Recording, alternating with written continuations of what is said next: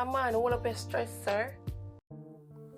Though it is disheartening that that female thinks the way she does, what I want you to do is stop pretending as if it's surprising.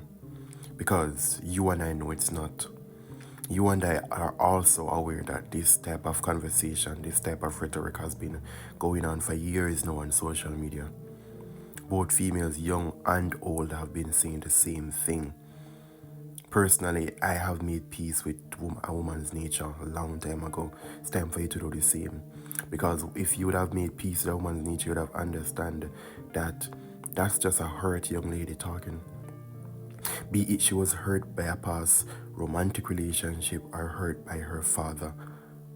And when I say hurt, I don't mean the first thing that comes to your mind. It can just be neglect.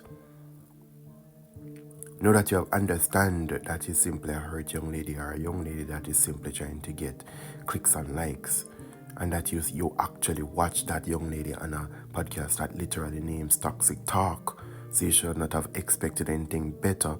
Know that we have made those things clear.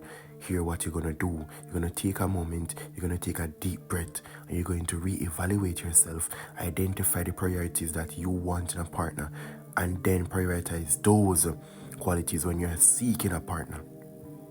Stop prioritizing the big body and the high chest, and prioritize high morality and a big heart. Okay? And more importantly, ensure that you are the type of partner that that woman will want. Good? Wonderful. Just sharing my thoughts.